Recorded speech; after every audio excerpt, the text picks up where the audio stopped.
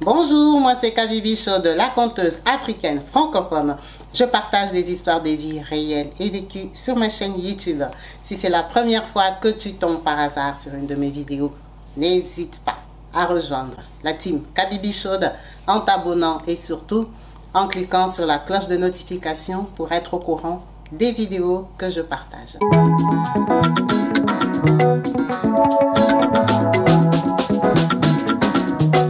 Partout dans le monde, sans exception, abonnez-vous sur la chaîne YouTube Kabibi Show TV.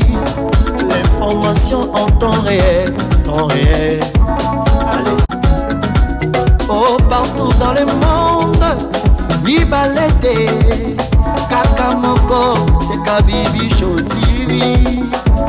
Allez, s'abonner, abonnez-vous massivement, s'abonner, abonnez-vous massivement, s'abonner, abonnez-vous. Oh maman Kabibi, moi si à Mayele, maman Kabibi, maman Yama Solo, maman Kabibi, la chaîne est actuelle, maman Kabibi, information dans la source, oh, en temps réel, on parle de la réalité, de nos vies et nos parcours que nous traversons chez Maman Kabibi. Nous recevons des conseils, des avis, des qualités.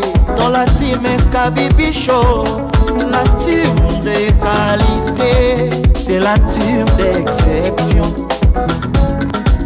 Oh Maman Kabibi, Maman africaine, Maman Kabibi, Bendele Amboka chez Maman Kabibi. Moi si Kitoko, Maman Kabibi, la sagesse, la différence. Elle nous parle des histoires réelles, l'histoire vécue, remplie des émotions, avec éloquence, classe, la maman de la francophonie, Maman Kabibi, Kabibi Show TV, Maman Kabibi, Maman ya Bana, Maman Kabibi, Maman ya Boboto, Maman Kabibi, Kabibi Show, Kabibi wetwe. La team Kabibi Show TV, Bendele ya Mboka, Topesi Olongonia. Kabibi Show, s'abonner, abonnez-vous massivement, s'abonner, abonnez-vous massivement, s'abonner, abonnez-vous massivement. Topanza sango ya Kabibi Show TV, toyoki na matoi tomoni na miso tondimi, tobekeli yo maboko. La team Kabibi Show, Kabibi Show, Kabibi Show. S'abonner, abonnez-vous massivement, s'abonner, abonnez-vous massivement, s'abonner, abonnez-vous massivement.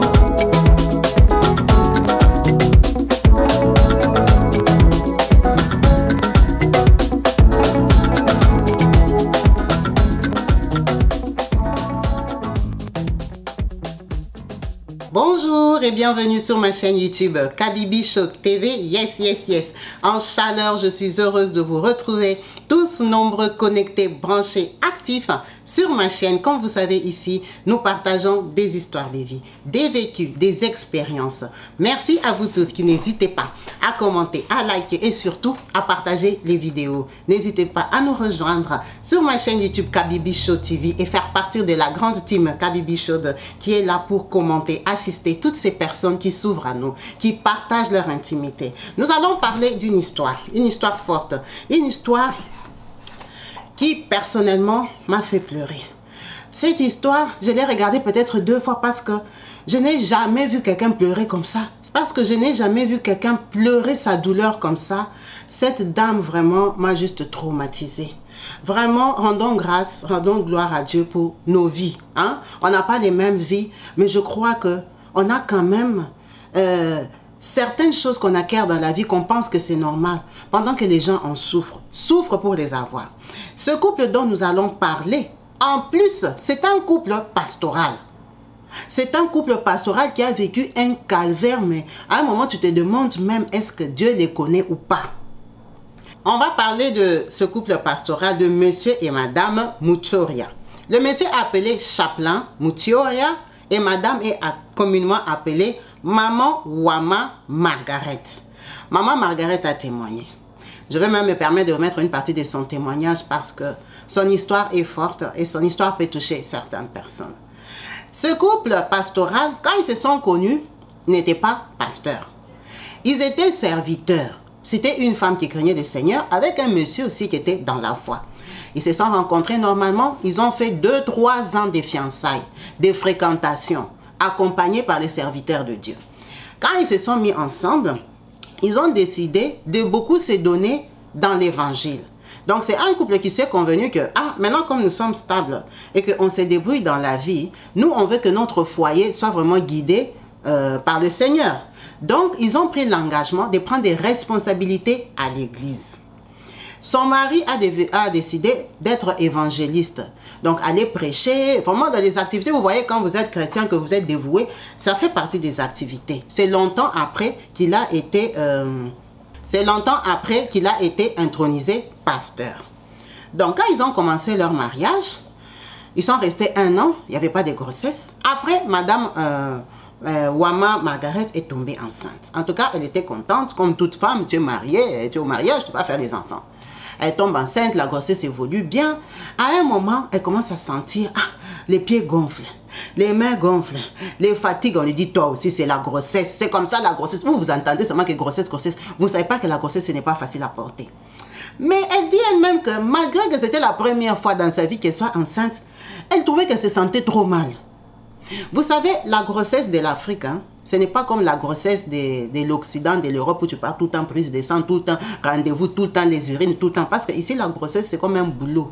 Tu es tout le temps au laboratoire. On fait te checker, te contrôler. Alors, il y a des pays africains où ce n'est pas encore comme ça. Et puis aussi, il faut voir leur niveau de vie. Ce couple n'est pas riche. Ils ne sont pas riches du tout. Ce sont des gens normaux qui se battent dans la vie, seulement en Afrique là-bas. Ils ont de quoi manger, ils habitent. Voilà, ils ne sont pas compliqués, ils n'ont pas vos problèmes de marque et tout ça. Et ils servent le Seigneur parce qu'ils aiment Dieu. Donc la dame, par manque aussi de beaucoup de moyens, mais quand même première grossesse, elle est déjà allée, on a touché, on lui a dit, madame, ça c'est la grossesse, il faut revenir dans 3 mois et tout et compagnie.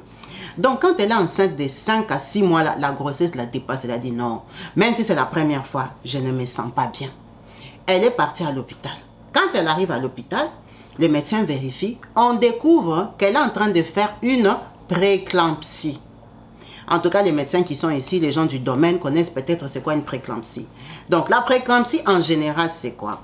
C'est une maladie qui, parfois, commence avec des hypertensions, des choses comme ça, des gonflements des pieds, comme elle les avait là, gonflements des mains, gonflements même des têtes, et tout ça. Ça, ce sont les signes qui te montrent que tu ne te sens pas bien.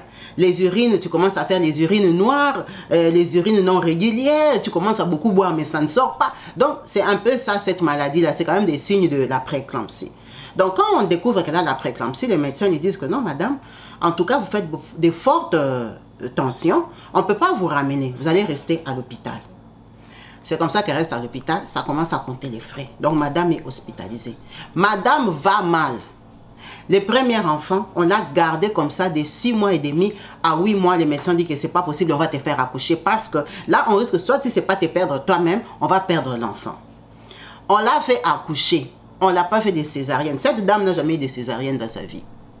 Elle a accouché par voie basse. Elle a accouché, on a pris l'enfant, on est parti mettre dans la couveuse. L'enfant a fait 3 jours, l'enfant est mort. Ah, Seigneur, qu'est-ce qui se passe?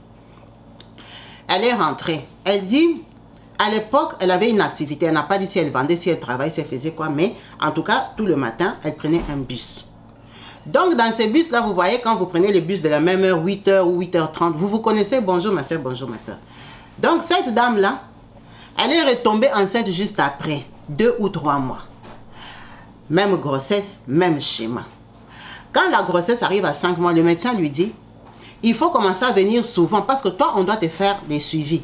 La prééclampsie, là, attention, tu peux encore la refaire. Donc, c'est comme ça que on commence le suivi à 5 mois. Et effectivement, quand la dame arrive à la grossesse de 7 mois, les mêmes signes réapparaissent. Même schéma, le médecin dit que tu viens t'asseoir ici, prends déjà les médicaments. Donc, on rapidite. La femme, même procédure. Elle a accouché encore à 8 mois. La dame a accouché à 8 mois. L'enfant est mort. À la 3e grossesse, même schéma. Notre maman dont nous parlons ici, que je vais vous mettre en copie en vidéo, cette dame que vous voyez sur les photos. Cette dame a fait ça 5 fois. C'est le 6e enfant que quand elle est partie accoucher, épuisée mentalement, le stress, 5 fois tu as fait la même chose. Elle a toujours accouché à 8 mois, elle a toujours eu la prééclampsie. Ils ont prié dans tous les sens, de toutes les façons. Ils ont appelé tous les pasteurs qui connaissent, tous leurs collègues, leurs confrères. Ils ont gêné pour elle. La maman là, à 8 mois, elle accouche avec son problème de prééclampsie. L'enfant meurt. À la 6e grossesse, tellement qu'elle y croyait toujours. Vous savez, quand vous avez une foi en béton, quand vous êtes vraiment chrétienne et tout. Elle dit une fois, elle est montée dans les bus. Elle était enceinte de son 6e enfant. Elle rencontre un monsieur qui lui dit, « Ah, madame, toi la grossesse là, tu vas accoucher ça quel jour ?» Elle dit, « Comment ça ?» Il dit, « Mais toi, depuis que je te connais, tu es toujours enceinte. » Je me demande, la maman ici, elle n'accouche jamais. Donc le monsieur là, tellement qu'il la voyait toujours enceinte, il ne savait pas qu'elle, elle accouchait, elle perdait les enfants. Il se disait que cette femme-là, depuis que je la connais, elle est toujours enceinte. Parce que la maman, dès qu'elle accouchait comme ça, elle se reposait 3-4 mois, elle tombait enceinte. The story is too much. Somebody told me, napeana watoto wangu. Oh no. Watu napeana watoto hii. Go to church sometimes, pastors would even use the story against me. Wani kichwa ngumu ndio maana watoto wanakufa. Yes. You know, you Margaret, you hard-headed.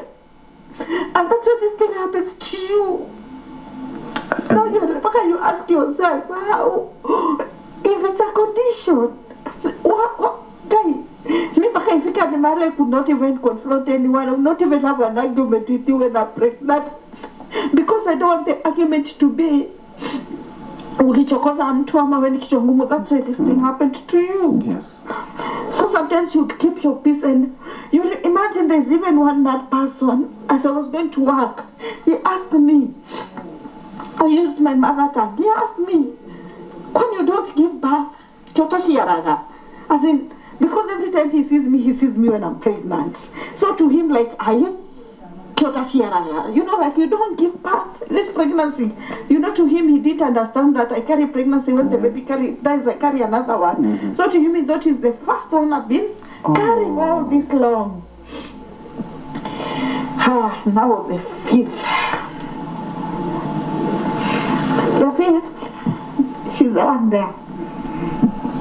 The one, yes. She's called Hope. I called her Hope with a reason. Yes. Hope, I carried her pregnancy. Sorry. Sorry. I carried her Hope with a lot of problems. I wish God could have left her for me. Maybe nataka kumwita Tumaini. Manake she was my hope. I have a reason of calling Hope. But now God, I get to Hope. I carried Hope until 8 months. But now this pregnancy, I don't care. I didn't want to go to antenatal. I stayed. I remember when the first antenatal, my husband took me by force. He woke me in the morning and he told me not to need a clinic. Because it's like, I was scared even to go to the hospital because the stories, I knew I was feeling the pressure. I would see the swollen leg. I would see the fingers swollen. So I didn't want the doctors again to tell me something bad again. So what I did, I stayed. I remember even I went to look for a book, antenatal book. Imagine to that extent, I read for myself because I know. You know, if it's blood group, you know everything. So you can write for yourself, which is not possible. My husband took me here. I thank God because of my husband. He was, hakuna skwaleni achilia. Hata watu wangesema nini. One thing he was telling me, or my wife, and God knows the reason of why we are going through this. As in, he was the only person that, in a backup system, you know that you have, somebody has your back. Yes. Donc j'ai mis ce petit extrait pour voir dans quel état elle est quand elle parle de ses accouchements. quand elle explique en détail l'accouchement de chaque enfant particulièrement, la douleur qu'elle a portée, voir que tu portes la grossesse, tu es chrétienne, tu es la femme des pasteurs, mais vous priez pour les gens, toi-même tu n'as pas l'enfant. Quel genre de prière vous priez? C'est quel Dieu que vous priez qui te maltraite comme ça toi-même? Elle dit, elle a porté cette honte-là. Les bébés qu'elle a couchés, les bébés ne portent pas la honte parce que les bébés passent. Les bébés ne restent pas sur cette terre, mais c'est elle qui reste avec la honte de ces bébés-là que vous avez gênés. L'église a prié, vous avez sémé, vous avez fait les donations, vous avez tout fait. Tu pars, tu accouches, l'enfant meurt. À un moment, elle a dit, je commençais à douter, est-ce que Dieu existe vraiment? Est-ce que c'est qu'on prêche, c'est pas du pipeau, c'est pas du blablabla? Comment nous on prêche la parole, mais nous-mêmes on souffre comme ça? Comment on va partager la foi? Comment les gens peuvent croire à notre Dieu, mais Dieu lui a montré qu'il est Dieu. Il lui a donné Precious Grace. Il lui a donné Precious Grace, même si elle a très mal que. Pourquoi? Pour avoir Precious, elle a souffert comme ça. Pendant que dans sa vie, elle est dévouée au Seigneur depuis l'enfance. Donc elle utilise ça pour parler de Dieu. Elle utilise ça pour prêcher l'espoir. Elle utilise ça pour donner et transmettre la force à une femme, à un couple qui se dit que nous sommes arrivés à la fin. Là, j'ai déjà 45 ans même. L'enfant, il va tomber par où? Non. Elle a accouché avec toutes les difficultés, même schéma que tout le monde. Mais aujourd'hui, elle témoigne. Elle explique, elle dit, il faut garder la foi. Ce n'est pas l'âge, ce n'est pas la médecine. Bien sûr que la médecine a beaucoup participé, mais Dieu ne l'a pas laissée dans la honte jusqu'au bout. Même si elle a très mal d'avoir perdu 4 garçons et 2 filles. Elle dit, aujourd'hui, j'aurai eu 7 enfants. J'aurai eu 4 garçons et 3 filles, mais je n'ai qu'une seule fille. Mais elle glorifie Dieu, elle nous a partagé les photos de son enfant. Elle nous a partagé les photos de son activité. En fait, elle a carrément filmé parce qu'elle dit, elle ne craint rien. Parce que Dieu lui a déjà donné. Precious Grace va grandir et va être servante. Il n'y a rien qui peut encore lui arriver parce que si elle ne devait pas vivre, elle n'allait pas être là comme ses frères et sœurs. Si elle est restée, c'est parce que c'est elle le clin d'œil de Dieu. C'est elle la confirmation que Dieu lui a dit que je suis le vrai Dieu. Malgré que ton corps, malgré que ton utérus, malgré que ton placenta a une malformation, que ton placenta t'a donné toutes les maladies du monde, a rendu tes reins malades, a coagulé ton sang. Cette maman-là a eu toutes les maladies pendant les grossesses. Son sang coagulé. On transfusait. Quel traitement elle n'a pas eu? Mais elle n'a pas lâché. Elle disait toujours à Dieu, si à chaque coup que je perds, tu me redonnes la grossesse, c'est que il y a un but. Il y a quelque chose derrière ça. Pourquoi je tombe enceinte si c'est pour ne pas tenir les enfants? Pourquoi je tombe enceinte? Parce qu'il y a des gens qui ne tombent même pas enceintes. Moi, je tombe enceinte, mais je n'accouche pas. Je ne tiens pas les enfants. Elle a gardé cette foi-là. Elle a gardé cette force-là. Même si par moments elle craque, quand elle pense à sa douleur, quand elle pense aux démarches, quand elle pense à sa santé, quand elle pense à tout ce qu'elle a traversé, quand elle pense à l'humiliation qu'elle a portée. Elle dit jusqu'aujourd'hui, Grace a déjà grandi. Mais moi, j'ai la phobie de toucher les enfants des gens.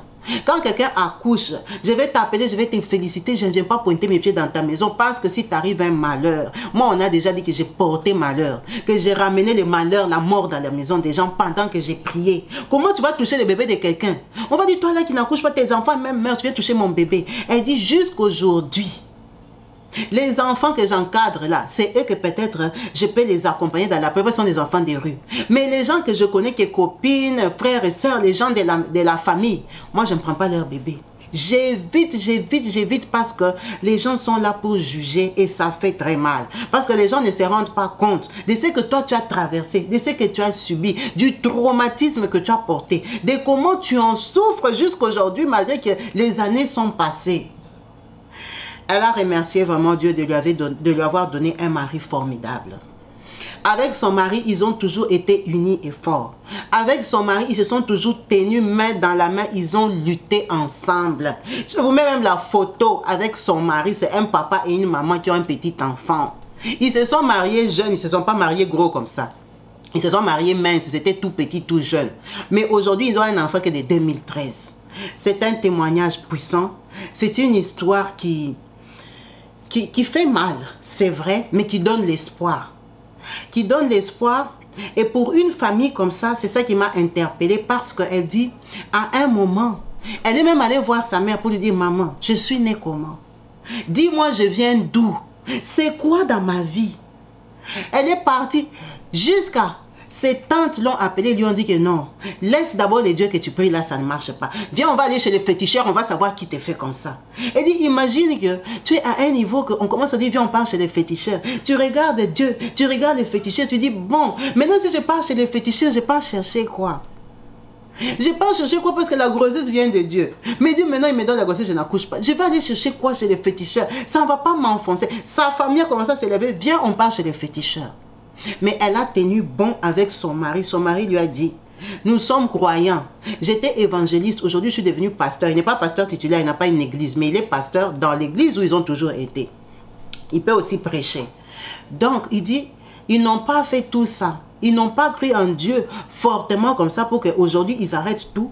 Ils partent chez les féticheurs. Et elle dit, c'est cette année-là que, cette grossesse-là, le 6e enfant-là qu'elle a accouché. C'est cette année-là que vraiment son cœur était à bout. Quand elle a dit au médecin, comme je ne suis pas allée chez les féticheurs, fais de moi ce que tu veux. Si je veux mourir en accouchant l'enfant, il n'a qu'à rester sur terre. Il saura que j'étais morte pour lui. Je ne veux pas accoucher à 8 mois. Gardez-moi comme ça, que le ventre explose. Et c'est cette année-là qu'elle a accouché Precious Grace. En tout cas, que ça nous donne de la force. Ces gens qui ont lutté comme ça, ils ne sont pas riches comme toi. Ils sont peut-être pas dans les mêmes conditions que toi. Parce que quand vous voyez son association et comment elle-même elle est même habillée, vous sentez que ce n'est pas une bourgeoise. Mais elle a un cœur. Elle a un message à transmettre. Elle ne cherchait pas l'enfant pour l'éduquer, je ne sais pas, à varde ou faire. Non, elle voulait juste avoir la joie d'être mère. Parce qu'elle le mérite. Elle est mariée. Pourquoi elle n'aura pas d'enfant? Elle est une femme. Elle tombe enceinte. Pourquoi elle n'aura pas d'enfant? Elle a lutté comme ça dans la pauvreté. Elle a lutté avec sa foi jusqu'à avoir un résultat. C'est pour dire que quand il y a l'espoir, quand il y a la foi, quand il y a la croyance, quand la parole dit quoi? Qu'il te soit fait selon ta foi. Quand tu y crois jusqu'au bout, Dieu se souvient de toi. Cette maman, Dieu s'est souvenu d'elle. Il a écouté ses cris et ses pleurs depuis le Kenya où elle est là-bas. Aujourd'hui, il a béni avec un enfant. Son histoire est très touchante. Elle n'a pas eu une vie facile. Et c'est pour ça que toi, qui as les enfants que tu as déjà jetés, ils sont partis habiter au foyer parce que tu les as chassés. Parce qu'un bonhomme t'a dit qu'il ne t'aime plus. Donc toi aussi, tu n'aimes plus son enfant. Tu n'en veux plus. Hein? Tu es venu en Europe, tu as abandonné ton enfant que tu as laissé en Angola. Là. Il faut savoir qu'il y a des gens qui pleurent, qui gênent, qui souffrent. Vous avez vu comment la maman ici pleure pour toucher l'enfant que toi tu jettes là. C'est une grâce, c'est une bénédiction. Ça ne vient pas toujours comme on l'aurait voulu, c'est sûr. Tout le monde n'a pas les enfants comme ils auraient désiré avoir des enfants. Je crois que tout le monde pensait quand j'étais petit que quand je vais grandir, je vais me marier, je veux mes enfants, je serai chez moi, j'aurai mon mari. Tout le monde pensait ça dans sa tête. Mais la réalité, la vie nous a ramené à autre chose. Tu te retrouves que toi là qui pensais qu'on va t'épouser, mariage de princesse, tu te retrouves qu'aujourd'hui tu as 3 enfants toute seule, le bonhomme est barré, il est parti, t'a abandonné. Avec tes enfants de mère de toi. Il t'a même déjà bloqué. Ou tu ne sais même pas là où il est. Tu ne sais même pas pourquoi il t'a abandonné. Il est déjà parti, il ne te donne rien. Quand tu l'appelles, c'est discussion. Pour avoir 10 €, il faut l'amener au tribunal des Blancs. Pendant que vous êtes 2 Noirs, vous étiez venus ensemble.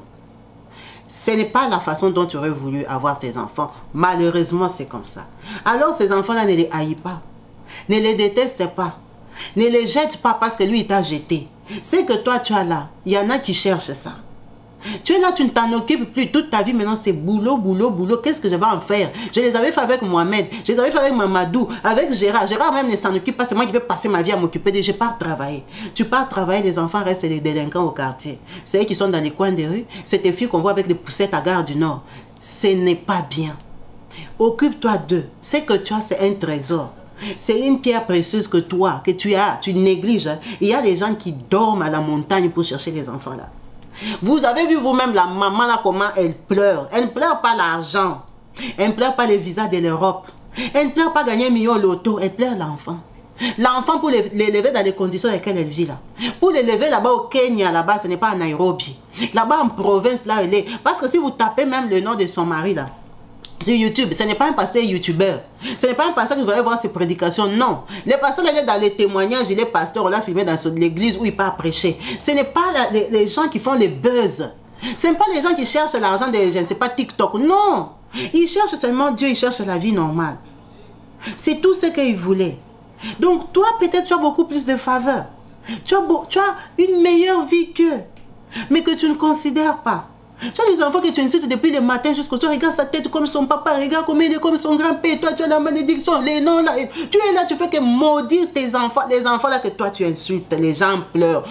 La maman là, elle pleure. Elle pleure, les miyoyoso. Elle pleure. Elle pleure. Je vous mets la vidéo comment la maman pleure. C'est pour les enfants. Elle pleure. Respectons nos bénédictions.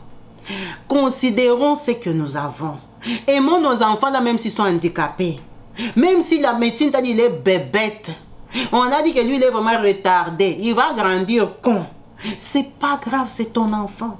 C'est ça aussi ta force que Dieu... Prends ça, transforme ça en force. Transforme ça en force. Il y a une femme là, c'est une Congolaise en Suisse. Elle a un enfant handicapé. Je ne connais pas le handicap de son enfant, mais avec le temps j'ai compris que elle a un enfant handicapé. J'oublie le prénom de son enfant parce que ça m'est venu comme ça. Je crois qu'il s'appelle Andy Louawa, hein, ou un truc comme ça. Cet enfant-là, sa maman ou son papa, hein, entre les deux, c'est quelqu'un qui aime l'ambiance, hein, qui aime être dédicacé. Vous savez, nous les Congolais, hein, dans la musique congolaise, il y a des gens qui aiment être dédicacés. Ah, Maman Kabibi et tout ça, vraiment, on parle de toi dans la chanson. Peut-être parce que tu as un business, peut-être parce que tu es quelqu'un de connu ou tu as de l'argent. Donc, les gens payent les dédicaces. Donc, cet enfant-là, en fait, son nom est connu. On le dédicace beaucoup. Mais moi, je pensais peut-être que c'est une grande personne. Le jour qu'on m'a dit que non, en fait, cet enfant-là, c'est un handicapé. Cet enfant-là a un problème. Donc, je pense que ses parents en ont tellement souffert que ils ont refusé de porter l'humiliation là. Donc, comme vous nous critiquez, vous vous moquez de nous, qu'on a un enfant handicapé parce que le monde est méchant. Les gens t'enfoncent dans ta douleur. Les gens ne sont pas là pour t'aider à t'en sortir. Quand les gens voient que tu as un enfant handicapé, commencent à te critiquer, se moquer de toi, que tu as... C'est comme si ton ventre est sale. Les gens sont très méchants. Je crois que ses parents ont été tellement vexés qu'ils ont dit notre enfant handicapé que vous insultez là, ça sera une star. Donc, eux, ces parents-là, ils payent les dédicaces pour leurs enfants. Leurs enfants, là, les dédicaces. Quand tu entends la dédicace, tu ne peux pas t'imaginer que c'est un enfant malade. Alors, cette dame-là, moi, je trouve que elle a pris sa faiblesse, elle a développé ça en force. Parce que c'est une dame, moi je ne sais pas ce qu'elle fait dans sa vie. Ça doit être une Africaine qui est en Suisse, qui se débrouille, hein, qui fait sa vie normalement. Mais si on la connaît, c'est parce qu'elle a fait dédicacer son enfant. Elle a pris sa douleur, elle a transformé ça en force. Aujourd'hui, elle est connue pour cet enfant-là. Cet enfant-là, donc je ne pense même plus que les gens se moquent de lui parce qu'il est star. Tout le monde le connaît. Les enfants normaux même, on ne les connaît pas. Mais l'enfant-là, qui a un souci, elle a transformé ça en force.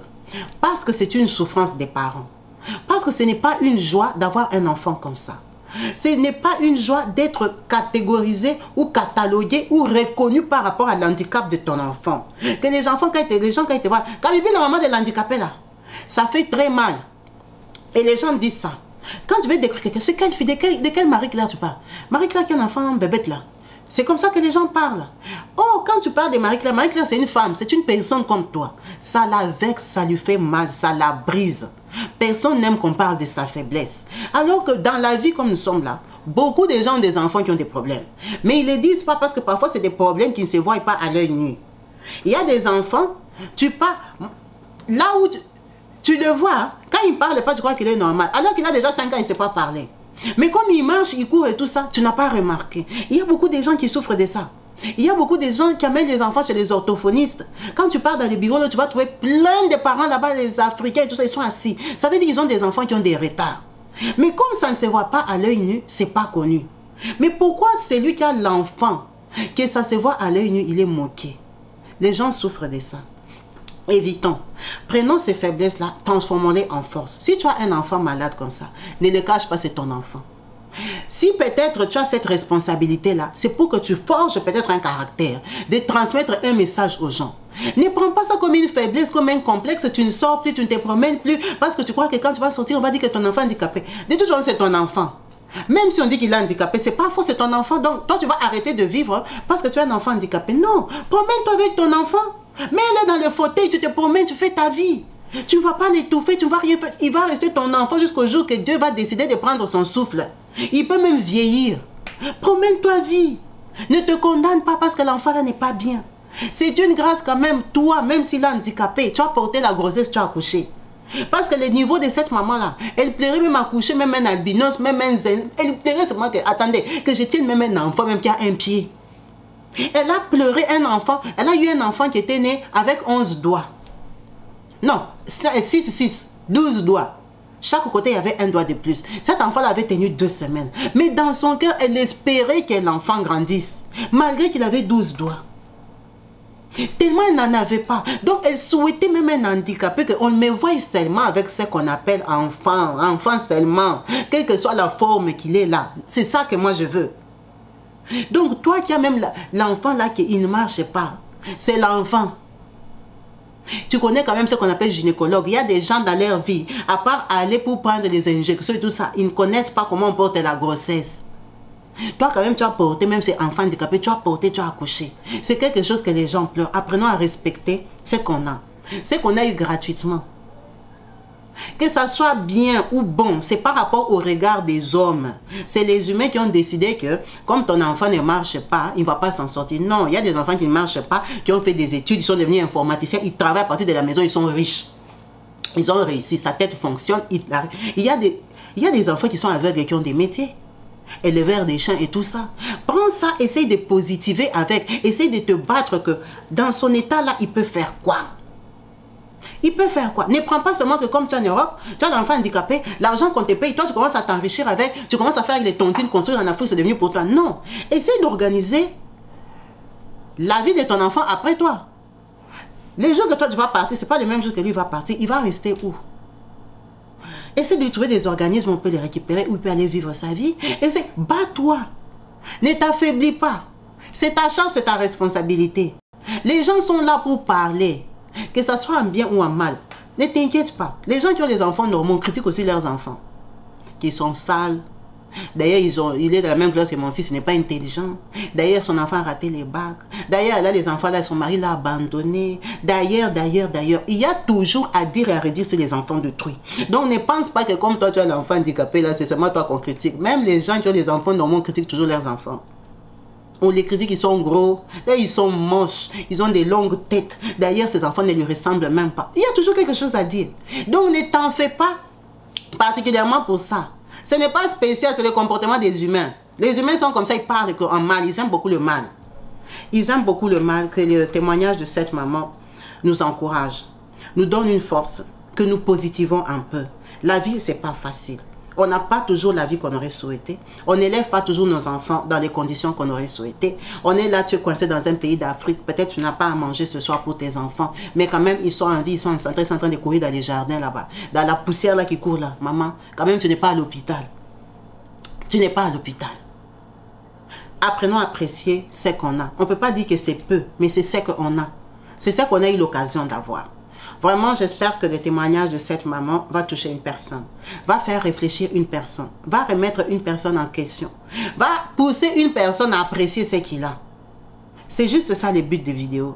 Ces vidéos, c'est pour nous encourager. C'est pour ça que je vous invite à commenter, à partager vos expériences, à partager, à encourager les gens qui sont en difficulté. Vous écrivez beaucoup pour dire que « Ah, je me suis retrouvée. Ah, ça m'a fait mal. Ah, comme ci, ah, comme ça. » Moi, cette histoire m'a fait mal.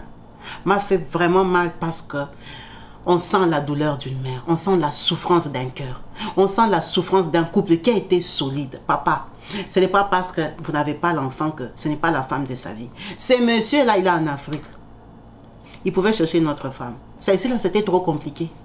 Trop d'hôpital, trop de problèmes. Trop, il en avait marre. Il pouvait aussi partir dire que tu es sorcière. Non, il a dit que lui, il sert Dieu. C'est la femme que Dieu lui a donnée. Les enfants, c'est Dieu qui donne. S'il n'en aura pas, ce n'est pas grave. Regardez comment il rigole sur les photos.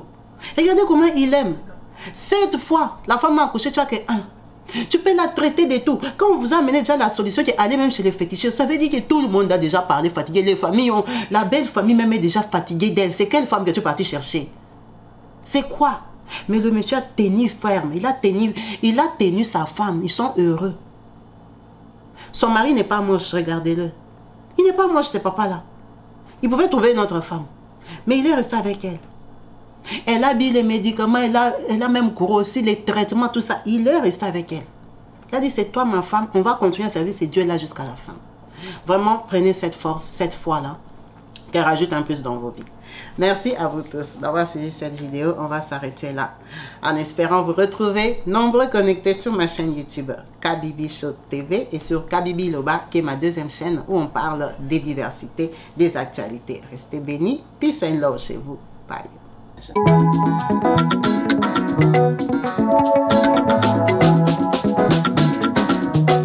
Partout dans le monde, sans exception, abonnez-vous sur la chaîne YouTube Kabibi Show TV. L'information en temps réel, Allez.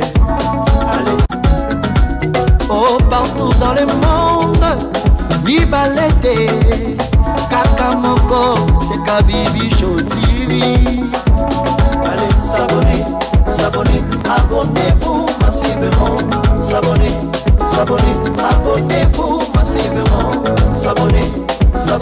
abonnez-vous. Oh Mama Kabibi, moi si ya mayele, Mama Kabibi, Mama Yama Solo, Mama Kabibi, la chaîne est actuelle, Mama Kabibi, information dans la source, oh, en temps réel, on parle de la réalité, de nos vies et nos parcours que nous traversons chez Mama Kabibi. Nous recevons des conseils, des avis de qualité. Dans la team Kabibi Show, la team de qualité, c'est la team d'exception. Oh Mama Kabibi, Mama africaine, Mama Kabibi, Bendele Amboka chez Mama Kabibi. Moi si Kitoko, Mama Kabibi, la sagesse, la différence. Elle nous parle des histoires réelles, l'histoire vécue, remplie des émotions, avec éloquence, classe, la maman de la francophonie, Maman Kabibi, Kabibi Show TV, Maman Kabibi, Mama ya Bana, Mama Kabibi, Mama ya Boboto, Mama Kabibi, Kabibi Show, Kabibi wetwe. La team Kabibi Show TV, Bendele ya mboka, topesi olongonya. Kabibi Show, abonnez-vous massivement, abonnez-vous massivement, abonnez-vous massivement. Topanza sango ya Kabibi Show TV, toyoki na matoi tomoni na miso tondimi, topeteli yoma oko. La team Kabibi Show, Kabibi Show, Kabibi Show. Abonnez-vous massivement, abonnez-vous massivement, abonnez-vous.